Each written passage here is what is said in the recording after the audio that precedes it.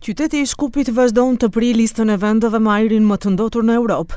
Partia opozitare LSDM akuzon se as qeveria e as pushteti lokal i VMRO-DPMNE-s nuk marrin masa të duhura për mbrojtjen e shëndetit të qytetarëve. Me këtë rast, grupi i këshilltarëve të LSDM-s në Këshillin e Qytetit të Shkupit kërkon mbajtjen e një seance të jashtëzakonshme të Këshillit, ku do të prezantohen masa konkrete dhe për të njëjtën kërkuan mbështetjen e këshilltarëve të tjerë.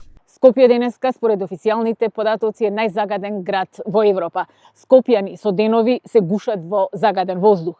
Затоа бараме прогласување на еколошка и здравствена кризна состојба во градот.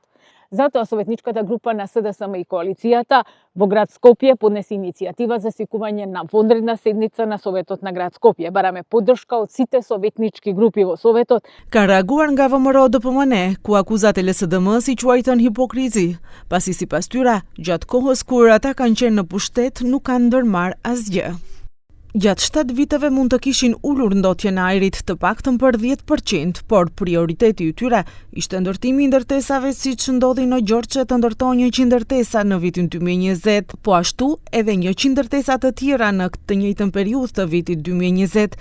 Për ta rezimuar, nëse LSDM do të donte vërtet, mund të kishte ndërmarrë diçka. Nga partia në pushtet në komunikatën për media kanë renditur një sër masash që ata kanë ndërmarrë gjatë kësaj qeverisje: strategjia për ajër më të pastër 2024-2030, subvencione për klima inverter, pastrues ajri në çerdhet në Shkup, pyllëzim masiv i shtetit, gazifikimi i shtetit. Komuna e Shkupit ka vendosur masa dhe rekomandime për qytetarët për mbrojtje nga ajri i ndotur, ndërtimi i 2 centraleve ekogjenerative në hyrje të Shkupit, parqe me banka ku janë të integruar edhe pastrues ajri.